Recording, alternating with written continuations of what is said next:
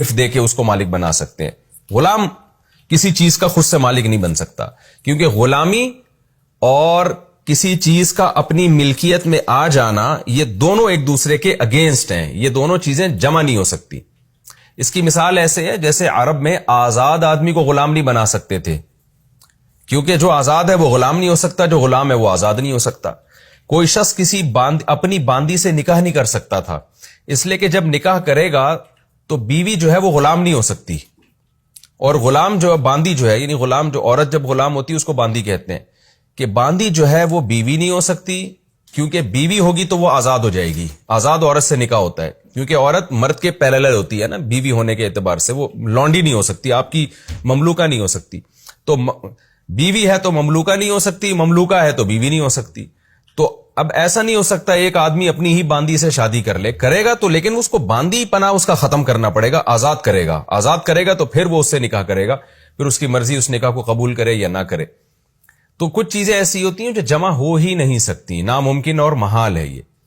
تو قرآن نے انہی کے کلچر کے لحاظ سے ایک مثال دی ہے کہ یہ پاسبل نہیں ہے دنیا میں تمہارے لیے کہ تم اپنے غلام کو کسی چیز کا مالک بنا دو اس طور پر کہ وہ تمہاری ملکیت سے وہ چیز نکل جائے. کیوں؟ تمہیں پتا ہے کہ بھئی وہ پھر غلام نہیں ہے نا، اگر وہ مالک بن رہا ہے اس کے لیے تمہیں اس کو آزاد کرنا پڑتا ہے، تو آزاد کرو گے تو وہ تمہارا غلام نہیں رہے گا. تو دنیا میں جب انسانوں میں یہ فرق ہے کہ غلام کسی چیز کا مالک نہیں بن سکتا، اس کے پاس اختیارات نہیں آ سکتے، تو خدا اور مخلوق میں تو اس سے بھی بڑا فرق ہے. یہ جو تم نے مخلوق کو خدا کے برابر قرار دے دیا ہے، اور یہ تم نے کہہ دیا ہے کہ اللہ نے ان کو اختیارات دیے ہیں، اللہ نے ان کو مختلف چیزوں کا مالک بنا دیا ہے، اولاد دینے کا اختیار اس بت کے پاس ہے، روزی دینے کا اختیار اس کے پاس ہے، تو تم چند ٹکے دنیا کے اس کا اپنے غلام کو مالک نہیں بنا سکتے، کیونکہ مالک بناؤ گے تو وہ غلام نہیں رہے گا، اور غلام رہے گا تو ملکیت ٹرانسفر نہیں ہوگی. تو یہ جو مخلوق ہے یہ تو میری نظر میں اس سے بھی بڑی غلام ہے. تو یہ کیسے ہو سکتا ہے کہ میں ان کو اختیارات دے دوں؟ تو ظاہر ہے میں ان کو اختیارات دوں گا تو ان کو اپنی غلامی سے مجھے نکالنا پڑے گا، اور مخلوق میں کوئی مخلوق اللہ کی غلامی سے آزاد نہیں ہو سکتی.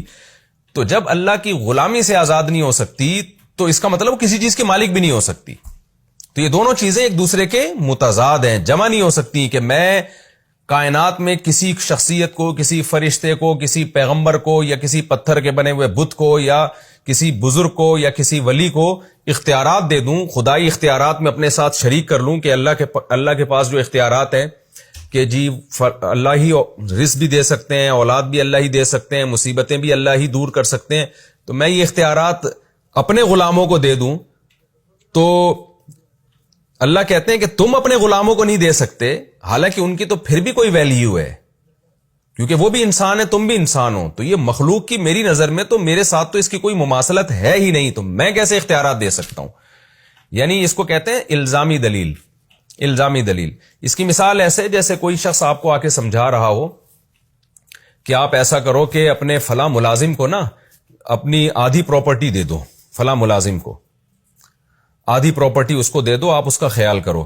تو آپ اسے مشورہ دینے والے کو آپ کیا کہتے ہیں کہ یار تو اپنے بچوں کو 25% دے دے، آدھی بھی نہیں، 25% دے دے. تو وہ کہتا ہے میں اپنی پراپرٹی اپنے بچوں کو کیوں دوں؟ تو آپ جواب میں کیا کہو گے؟ تو اپنے بچوں کو 25% نہیں دینا چاہتا اور مجھے آرڈر دے رہا ہے کہ میں اپنے ملازم کو آدھی دے دوں، تو یہ کیسی تقسیم کر رہا ہے بھائی تو؟ یعنی بچوں کا رشتہ تو باپ کے ساتھ پھر بھی مضبوط ہوتا ہے، تو ایک طرف اتنی کنجوسی کہ 25% بھی ان کو دینا نہیں چاہتا، یا کنجوسی نہیں تو اس کو نامناسب سمجھ رہا ہے، اور مجھے تو یہ مشورہ دے رہا ہے کہ میں اپنے ملازم کو آدھی جائیدادیں دے دوں.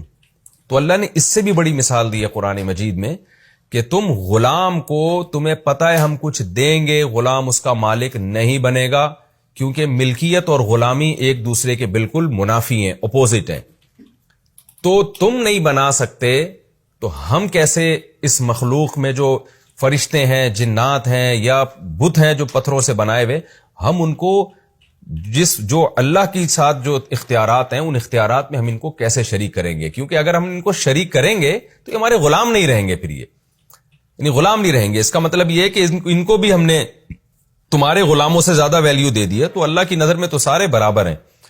تو یا تو یہ بھی خدا میں ان کو اپنے ساتھ بناؤں گا، نہیں بناؤں گا تو پھر کچھ بھی نہیں دوں گا میں. اور ظاہر ہے تم نہیں ان غلاموں کو اپنی ملکیت میں اپنے ساتھ شریک کرتے تو تمہاری نظر میں اس دنیا کے غلاموں کی اتنی ویلیو نہیں ہے کہ تم ان کو اپنے ساتھ رزق میں شریک کر لو. تو میری نظر میں اس مخلوق کی ایسی ویلیو کیسے ہو گئی کہ میں اس کو اپنے ساتھ اختیارات میں شریک کر لوں. اس مضمون کو اللہ نے اس آیت میں